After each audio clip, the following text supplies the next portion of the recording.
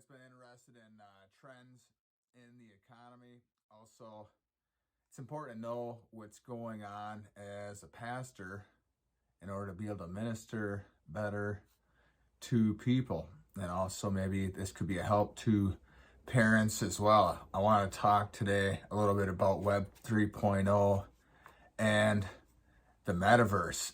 And it's already taken off. It's huge. There's 6 billion people playing the top 10 games that are in 3D worlds. These are more immersive type games. There's 2.5 billion playing at any one time. A few more fun stats. There's 350 million people that play Fortnite. Fortnite had a concert during the pandemic of actual people singing as an avatar playing in their band. 27 million people attended that concert. There's 600 million on a game called Netcraft. I'm not familiar with that one. Get this number. 50% of kids between the ages of 9 and 12 play either Roblox, Minecraft, or both. There's 30 million people playing that per day.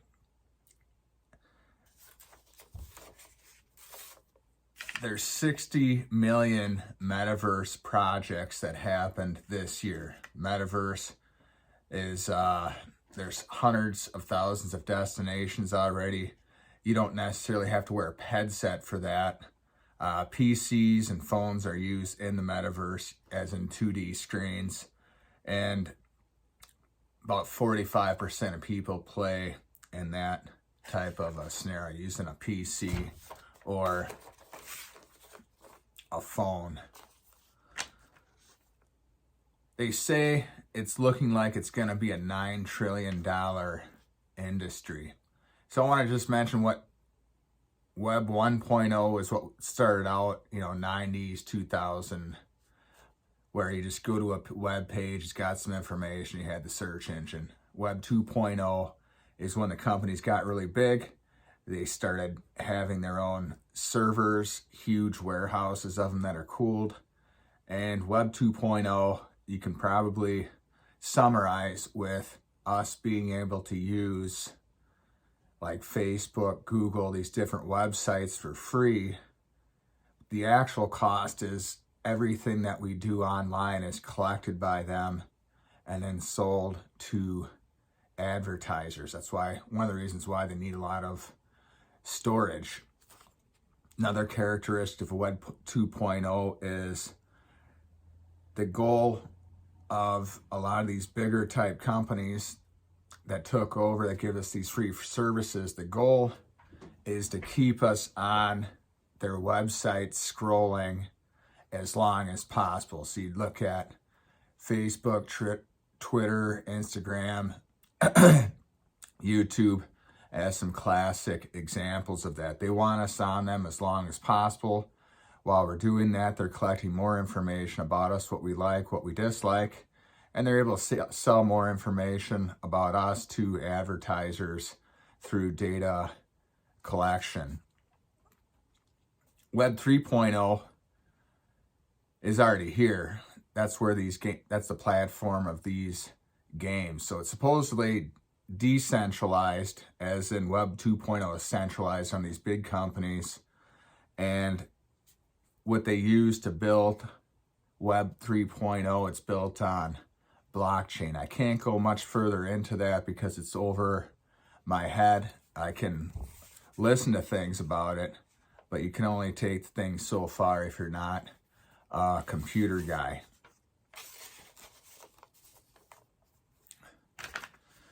So when you look at what the metaverse is, I mentioned it's an immersive experience. So like you go into a metaverse type game.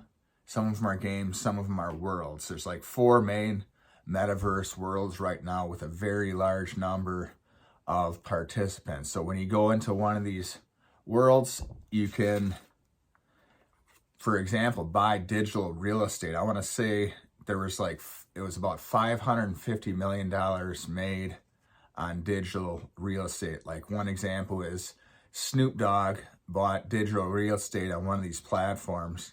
So if people want to live next to Snoop Dogg, you're going to have to pay, right?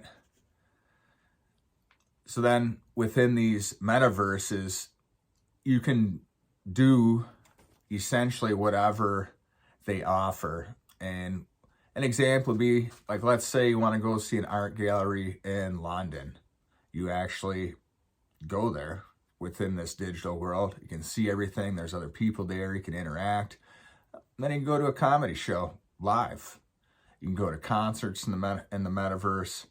And then also, as a part of that, your character in the metaverse is, I guess the word they use for it is avatar. Sometimes it's like a cartoon.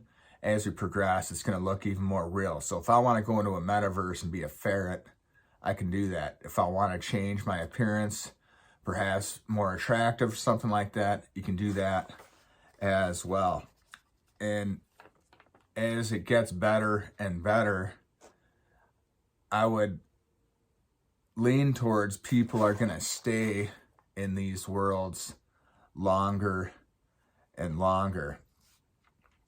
And going back to Web 2.0, one of the main things they use to keep us on is brain chemistry, dopamine. So what's going to keep the dopamine flowing? Dopamine being that chemical produced by the brain to give us a sense of pleasure. So a lot of them are pretty good at that because you can see how long people are on their phones. So you go from the phone experience to Web 3.0, go to metaverse, and you get to have all these different types of experiences, whatever you would like to do. And the way they monetize that, not only besides the digital real estate, like within the game Roblox, a kid, that's one of those kids games. So a kid can ask for their birthday, can I have some money so I can use it on Roblox? So you take your cash and digitally, obviously, and you purchase coins that you can buy on Roblox. And then with those coins, you can buy skins for your character, whatever else within the game. A skin is like clothing. Make yourself look cooler, something like that. And makes sense. They found a great way to make money within these metaverse type games, metaverse type situations. Everything is going to be monetized. Like, let's say you want to go to Walmart. Do you really have to go to Walmart? No. Eventually, you're just on the metaverse. Walk into Walmart digitally, 3D, pull whatever you want to off the shelves, put it in a cart, scan it, pay for it right in the metaverse, and probably it'll just be dropped off. I mean, I don't see that as too big of a deal. We can already do that on Web 2.0 pretty easily. And so where it's going is fairly interesting. And I did see one article during the pandemic. A church actually had church within the metaverse. It's a Baptist church. They had a little video along with it, and people worshiped on the metaverse. They had a big pool, and people could be baptized within the metaverse. And as far as the faith goes, as Catholics, if we're healthy and able to do it, we need to be there physically, hearing the word, but the Eucharist being the source and summit of our faith, we need to be present, obviously, to receive the Eucharist. Receiving a digital Eucharist really isn't going to do much for us as far as our faith goes. And obviously, if people are homebound or unable to go because of health, maybe it'd be a more immersive experience to experience the faith. I'm not aware of any Catholic churches on the metaverse right now. Right now, we just have TV. So as it goes more and more immersive within that experience, one fear I would say I'd have is if you're this cool person in the metaverse and your experience within the metaverse seems to be better than what your experience is in the world, why would you ever want to leave the metaverse?